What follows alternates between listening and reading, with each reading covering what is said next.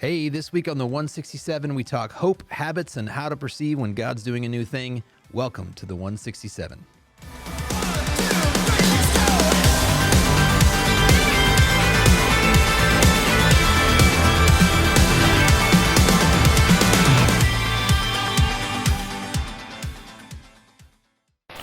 Hey, welcome back to the 167. I am here with Jake Reeves. Jay Creeves? Jay Creeves. No, I'm kidding. Hey. Hey. Our new pastor, Jay Creeves. Good morning, Jay. Yeah. And Pastor Rick Orge. Yeah, it just doesn't It just work. doesn't- No, it doesn't No. work with that one. So, yep. Rick G. Yeah. And I'm Lucas Motley, the discipleship pastor.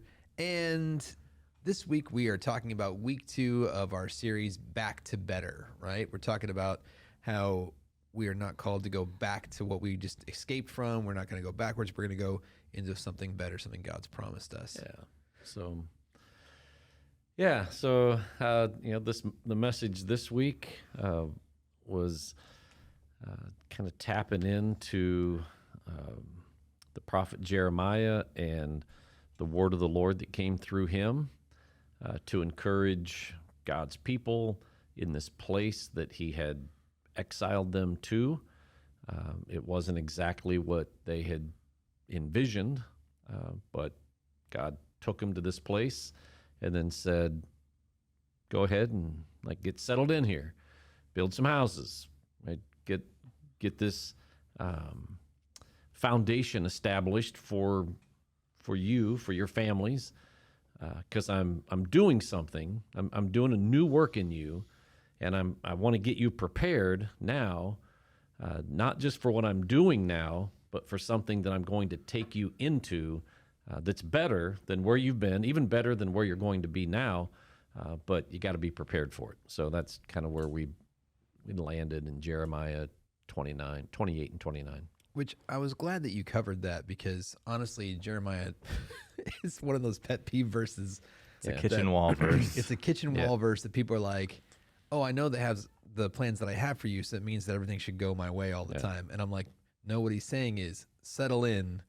450 years from now, I'm going to deliver you from this. Excellent. It's just and again, it's an encouraging verse. I'm not saying that you shouldn't say, God's got a plan for me. It's a good plan. That's a great thing. So please understand, podcast world, that, I am not suggesting, nor do I think either of you are suggesting, never use Jeremiah 29:11 as a word yourself. of encouragement to yourself. That God no longer has plans. God does not have a plan. That's not what we're saying. Okay, any passage requires a little context. You got to understand a little bit of the history and what is God actually saying in the moment to the people that he's speaking to right there, right then. How does that then apply to our lives here and now? And is God speaking that to us, and in what context? That's all I was saying. Yeah. Well, I love it. And then you went on to talk about some of the ways we can do that, form goals, get some good habits in place in the meantime, in that waiting period of going, okay, I'm settling in, I'm in the long haul for this. So I just had just a question for you guys. What is something that you think is a good habit in your life that you formed? And then you talked about how sometimes our habits become our identities, and they could be bad identities or good identities. It could be, I'm in the habit of getting up late, and so I start to say, well, I'm just lazy, but what's something that's in your life that's a good habit that you have?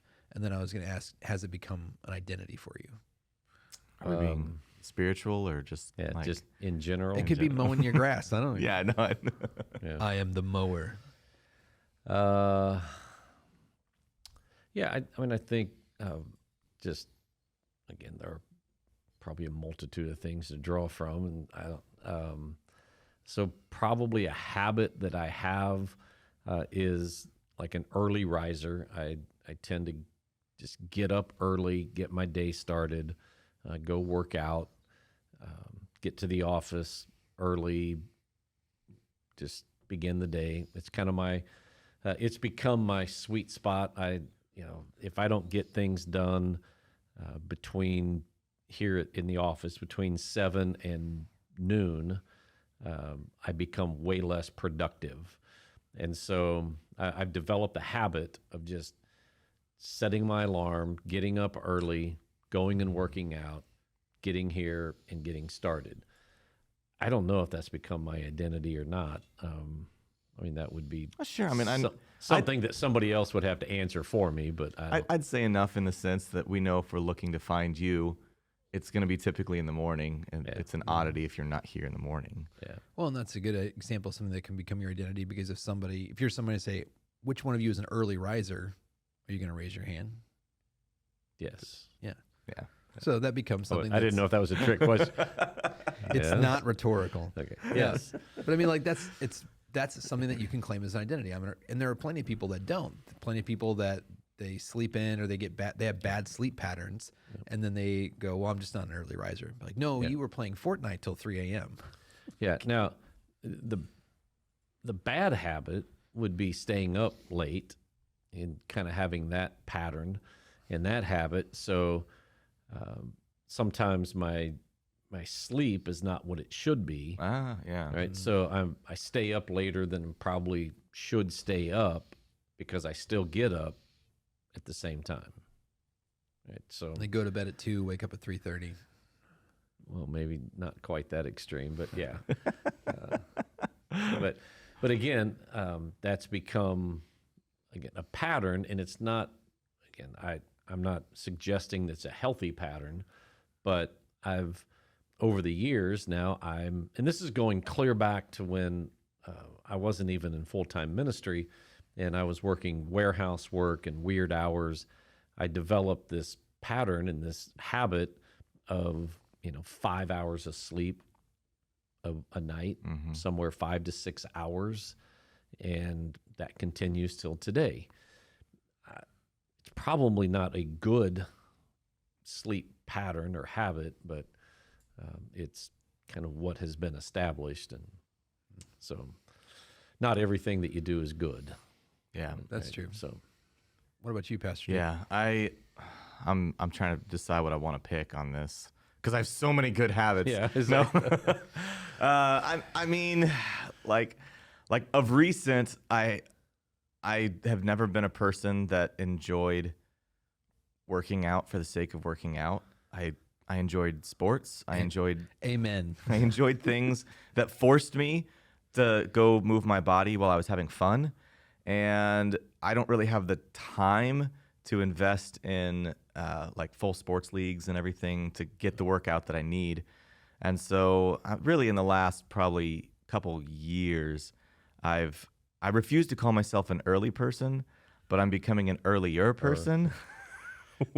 yeah, and there are some people when I say 10 I'm an o'clock. early riser, they're like, "Oh no, you sleep in," because I know even people that watch the podcast are like they get up at 4 a.m. so they Oh. can be at the gym before 5. They're on that Mark Wahlberg I'm regimen. like, what in the world? See, that's Like my this. Sunday. Of course, I don't work out on Sundays. Yeah. But I've been getting up, and especially I started running with somebody, and that pushed me even earlier because they have a commitment at 7:30, so we have to be fully done, and he needs to be showered. And so I never in my life thought that I would choose to run Yeah, ever. Only when you're being chased. Exactly. but you've And like, so, I, but I, the- I can yeah. speak like you've developed the habit of like I know that you're here, kind of first person here on Sunday. Sure. That was the So- other thing I was. Yeah, so I I was like I looking at. know I don't have to be the first one here. Like in my mind, I know Jake's here. He's going to be here early. Things are going to be, Yeah. established and turned on and getting ready. And so if I drive up and lights aren't on, or That's pretty. The coffee's not made. yeah, or Jake's truck is not across the street. Again, my first thought would be, well, maybe he rode the one wheel. Maybe not very But often recently, no, but yeah. But no, it's just so it's a pattern or a habit that you've established of being here early Yeah. that then other people recognize that's Oh, yeah. become your identity, the first one here If- on Sunday. If I'm not in, So- I get a bunch of panic texts from people. Even if I like decide that I'm like, I'm gonna be a little slower this morning. It's fine if Ryan gets in before me. Yeah. You know, like people get Are you nervous. up? Yeah. Yeah. Only one time it was like full, just like blasted through alarms, and like that was really rough. Yeah. Well, I think for us, it's I don't know if this would be an identity. We make it a habit of reading with our kids before bed, Yeah. and so like they expect it. You know, they'll say like, "Are we reading stories tonight?" And if we don't, it's like a like Yeah. don't get me wrong. Like we'll have those nights where we're getting ready for life group, and we're like, "You can watch one show." Yeah. You're like, here you can watch an episode of a show instead of reading. But like we try and make it a point to read with our kids, and even our older kids, we like pick a chapter, what we call a chapter book. Like we pick a actual like young adult thing, and Chris will sit on the couch and read to them. Have you ever read Hank the Cow Dog aloud?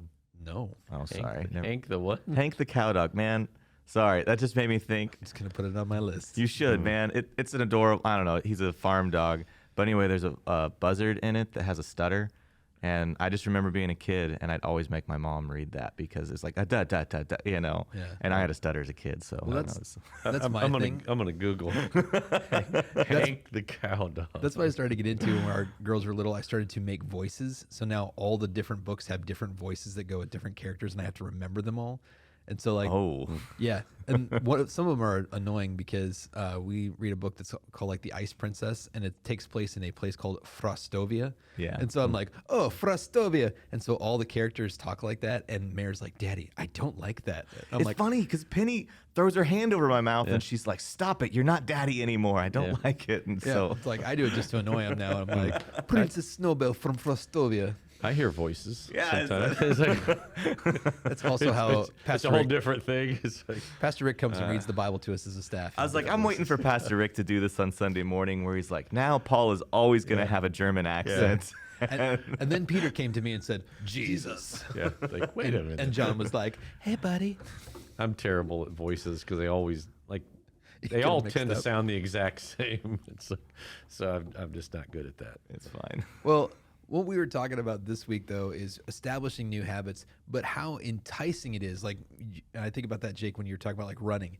Like, even this morning, so I've started to develop a new habit, which is I drink a protein shake and I eat a banana every morning for breakfast. And so, like, this morning, I'm like, I could just go to the QT and eat a breakfast. Like there's always an enticement to come back to the past. And so you're talking about to go back. What is so enticing, do you think, about dwelling in the past? Like you talked about guys that are like, oh man, my high school championship football team. And you're like, dude, you are 45 years old. Like, Your knee like pops every Yeah. time you walk, and what do you think is so enticing about the past? And like, when God is doing something new, how do you think that we should perceive that? Yeah. Wow. So to go back like to our past, to the glory days, whatever that might be, high school football or who you once were or something that you once accomplished.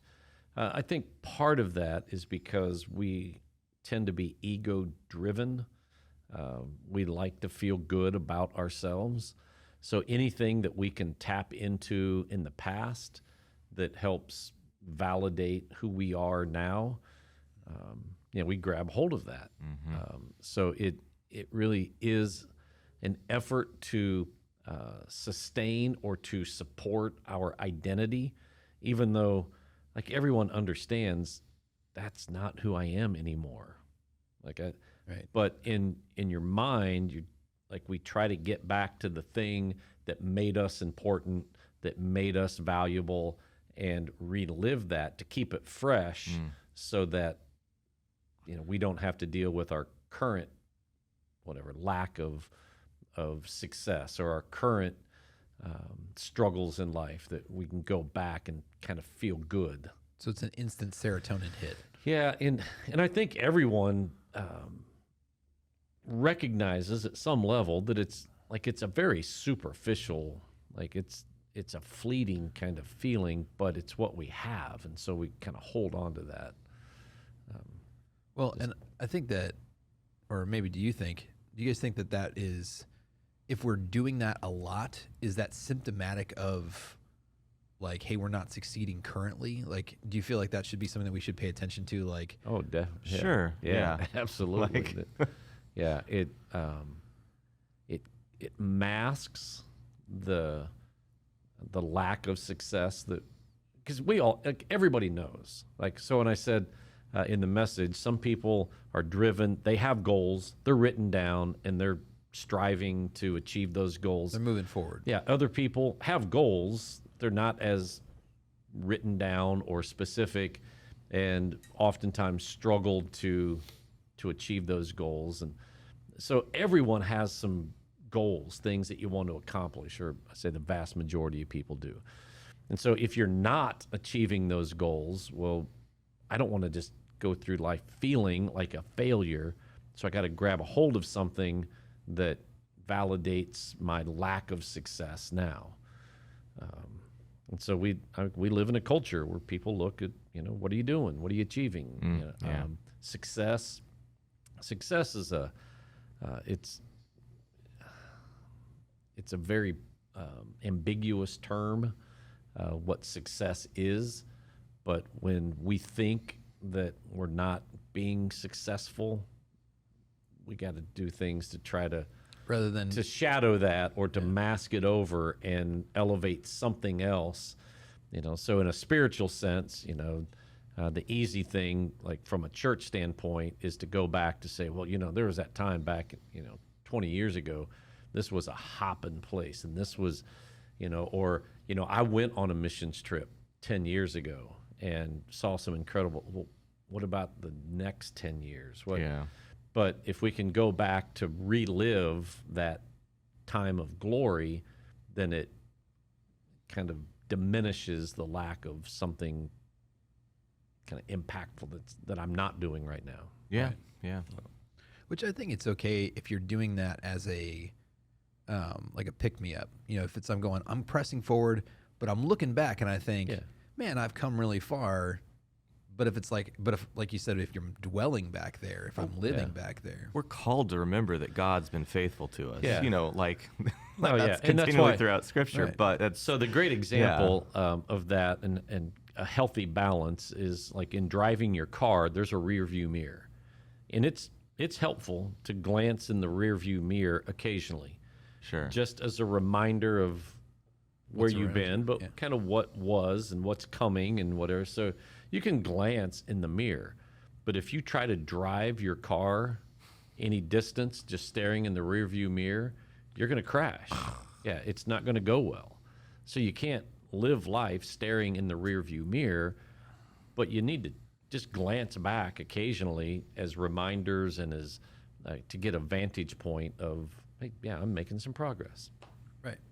And you read,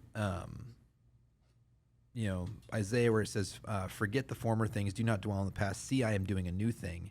Now it springs up." And this is, I thought, a great point that you brought up, because he asks, "Do you not perceive it? Like, can you not perceive the new thing that I'm doing?" How do you think that, like, for our listeners, if God's doing a new thing in their life, if he's calling them out of, maybe they're in a job and he's like, no, I want you to move over here, or maybe they actually have to do a physical move. Maybe it's a step out in faith in something. What do you think are some tips or maybe some things that make you perk up when you're like, oh, I think God's doing something new? Like, how do I perceive that? Knowing God, just spending time with God and being open, I guess, and willing, just living your life in a way that says, like, I'm willing to do the next thing. Mm-hmm. And with that attitude, I think kind of automatically comes this openness to perceive things. I don't know what the psychological, I know I just can't recall it off the top of my head, that you see the things that you're looking for. What is it? When You have like a bias? Yeah, Kind of. Yeah, a confirmation bias. and you start seeing that thing so all like, over. You're like, like I really want this car. I've never seen this car. Then you're like, I'm going to go buy this certain car. And this like, well, there's one right there, and there's another one, and suddenly it's everywhere. That you start to you see things that you're kind of conditioned yourself to. So if you're looking for the new thing, yeah, so if you're like, okay, I'm anticipating, I know that God is doing a new thing in my life. I know it. I'm excited about it. So I'm going to start looking for that new thing. Suddenly, you're going to start seeing this is a new thing. I hadn't perceived it before, but now I do. But if you just block yourself, God never does anything new, and He never works for me, and I'm just kind of stuck in this rut, and you're not going to perceive it, right? But Isaiah says, okay, quit dwelling on what was, look for what's coming, and God is working right now. He's doing a new thing, and He's making a way in the wilderness for you. And again, if you're perceptive to that, meaning like I'm excited, I want to see this new thing that God is doing, and I want to walk into that, then you're going to start seeing things. I think that vision and anticipation is big. And for those people out there that are feelers, what I can tell you is you're going to be uncomfortable. Like anytime you step into something new, I don't know of something new that's great that isn't uncomfortable. Now, I'm not saying every time you're uncomfortable, it's always a good new thing. But I think when you're looking God is for doing this. I think when you're looking for a new thing and you're seeking it and you're stepping into something, it's always going to be uncomfortable. And so, yeah. Yeah, speaking of uncomfortable, I really wanted to have the sound booth play God is doing a new thing. Oh, man. In my life. No, Yeah. the DC talk. DC Yeah. talk. Yep. Circa 1992. Yeah. You know, He's doing it. God, God is doing a new thing. So, yeah, that would have been uncomfortable, and everybody sing it and dance. I would have never been It more would have comfortable only in my been entire life. uncomfortable if you made everyone dance. Yeah. So yeah, when I read that, I'm reading it with this idea that I know that Isaiah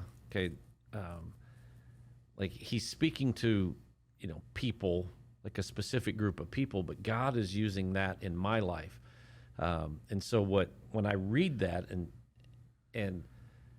kind of apply it to where I am in life right now, I read it with this idea that God is speaking to me in the moment saying, hey, Rick, do you perceive what I'm doing? Because I'm doing something new. I'm not just going to keep doing what I've always done. I'll be there, but I've got something new for you to step into it. I'm making a way through this wilderness that you're in right now. All of us are in wilderness experiences. Right? It's not a judgment to say, oh, you're a bad person, you're in this wilderness. God's with His people through wilderness journeys, going from this place to that place, right? So to say, I'm with you, but don't just go the same way and do the same thing. Do you perceive what I'm doing? And then it puts it on me to say, I need to be more perceptive. When I'm reading God's word, what is He saying to me? When I'm worshiping, what am I experiencing?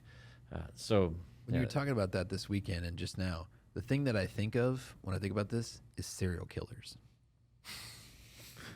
All right, let's get some context. Wait for it. Like the Captain Crunch No. killers. Crunchitize me, I Captain. can kill me a bowl of Captain Crunch. No. What's your favorite? No, where are you going? What I'm thinking about is basically, these shows where it's like there's a detective that's facing off against, it's like this killing hasn't happened in 15 years and now all of a sudden it's surfaced again. But there's always a detective that has studied that thing so well that he perceives like that, where it's just like, no, I recognize this MO. Oh, yeah. And I think about like when you talk about knowing God and knowing His ways, that can be that guy where it's like when God's doing something, you're like, I immediately recognize this handiwork. Yes. Okay, so you go there. I'll step into your little storyline. So, Serial killers, This here could we be go. a shocker for everybody. Trudy and I enjoy us a good documentary. Wow. Okay, Yeah. we loved and so we watched a documentary recently, and long story short, they were trying to solve a crime, whatever, and so they went to the next door neighbor from the house that was under suspicion. So they went next door because they had a security camera. And so they looked at the security camera, and nothing seemed to be too off from the security camera. Law enforcement's watching it. They're like, nothing seems out of the ordinary. Okay, so the guy from that house is present while they're watching the video, and he's the one under suspicion. He leaves. The next door neighbor, as soon as he leaves, looks at one of the cops, and he's like, he's not right. Like, that's not the guy that I know. Something, and so he was perceiving in that moment, something is different. Right. So we all have perceptions. We all perceive things. The question that Isaiah is proposing, that God is proposing to you and I, to all of us today, is, do you perceive the new thing that I have for you? Mm-hmm. Or are you just kind of resigning yourself to the way things always have been? And so we're all perceptive. Just what are you perceptive to? Yeah. Well, we have a few minutes left, so just real quick, 30 seconds. What is something that's a good system? You talked about developing good systems to establish good habits, to establish good goals. What's a system that you either use in your own life or that you recommend to people? Like, this is a good system that you can put in place that will move you out of that hopelessness. I make lists. I really do. I keep everything in an app called Evernote as far as what's happening. But even more for my day, when it comes to good habits, I have to prioritize what matters first. It means even if I know, I'm like, man, I want to get out there and work out while it's really beautiful weather, I have to go spend time in the Word first. Even though I know I could come back and try to squeeze it in, I know if I start there, if the rest of everything falls apart, then the habit that I care about most, like if I stop working out and gain 300 pounds, like, sure, that's going to make my life really hard.